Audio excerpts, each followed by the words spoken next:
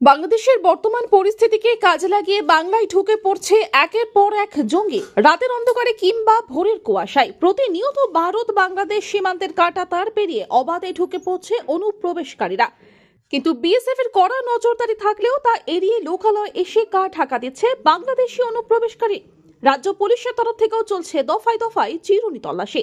গতকাল রাতে বিশেষ অভিযান চালিয়ে আবারও 15 জনকে গ্রেপ্তার করে নদিয়ার হাঁসখালী থানা ও ধানতলা থানার পুলিশ, যাদের মধ্যে 5 জন ভারতীয় আশ্রয়কারী, এছাড়া নাবালিকা সহ 10 জন বাংলাদেশের অনুপ্রবেশকারী। বৃহস্পতিবার ধৃতদের পেশ করা হয় নদিয়া রানাঘাট বিচার বিভাগীয় আদালতে। উল্লেখ্য, গত 2 মাসে প্রায় 200 জনের বেশি অনুপ্রবেশকারীকে গ্রেপ্তার করে রানাঘাট পুলিশ জেলার বিভিন্ন থানা। কিন্তু এখনো পর্যন্ত অনুপ্রবেশকারী আটকানো সম্ভব হচ্ছে না। তাহলে কি সীমান্তবর্তীতে বিএসএফ এর গাফিলতির কারণটাই উঠে আসছে? প্রশ্ন উঠছে রাজ্য পুলিশের তরফ থেকেও। বৃহস্পতিবার আবারও বাংলাদেশি গ্রেপ্তার নিয়ে নদিয়ার ধানতলা থানায় একটি সাংবাদিক বৈঠক করেন ডিএসপি বর্ডার সোমনাথ ঝা। তার কথায়, অনুপ্রবেশকারীরা যতই চেষ্টা করুক না কেন গা ঢাকা দিয়ে থাকবে তার কোনো উপায় নেই, কারণ সবসময় কড়া নজর রাখছে রানাঘাট পুলিশ জেলা, যার কারণে এখনো পর্যন্ত প্রায় 200-র বেশি বাংলাদেশি অনুপ্রবেশকারীকে গ্রেপ্তার করা সম্ভব হয়েছে। আমাদের যেটা স্পেশাল ড্রাইভ চলছে, যে বিভিন্নভাবে যে বাংলাদেশ থেকে ইলিগালি যে সমস্ত ইমিগ্রেন্টসরা এদিকে ক্রস করছে বিভিন্ন রকম টাউসদের হেল্প নিয়ে, তার এগেনস্টে আমাদের রানাঘাট পিটি থেকে স্পেশাল ড্রাইভ কিন্তু লঞ্চ আছে। তার জন্য আমরা বিভিন্ন সময় জয়েন্ট রেড করছি বিভিন্ন ইন্টিমেশনের উপর করে।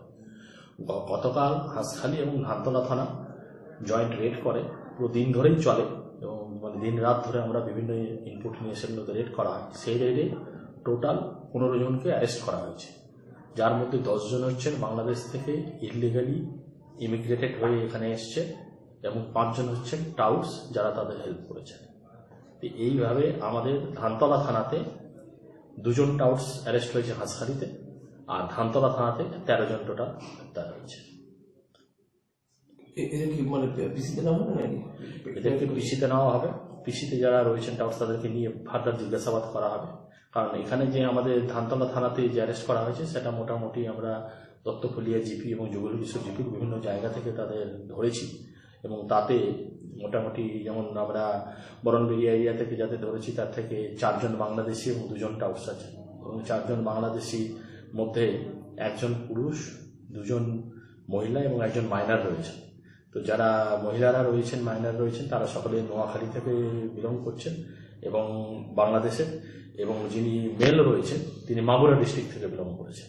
তো এরা এখানে 2 দিন আগে এখানে ক্রস করে এখানে বিভিন্ন জায়গায় লুকোনোর চেষ্টায় ছিল, তারপরে টাউসদের হেল্প নিয়ে যাচ্ছিল, সেই সময় আমাদের পুলিশ ওদের ধরেছে। ঠিক একই রকমভাবে কানিবামনিতেও ঠিক তাই।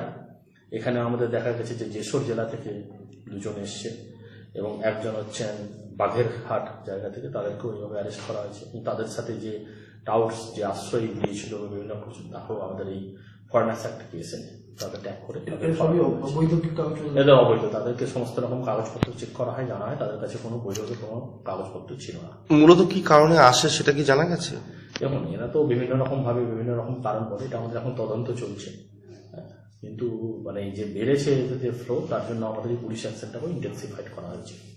তার সকলে কি বাংলাদেশি? হ্যাঁ, এদের সকলেই বাংলাদেশি, কিন্তু 5 জন, 15 জনের মধ্যে 5 জন হচ্ছেন ইন্ডিয়ান টাউন। এটা আমাদের তদন্তযোগ্য রয়েছে, এখনো চলছে আমাদের তদন্ত। নদিয়া থেকে মাধব দেবনাথের রিপোর্ট, আনন্দ বার্তা।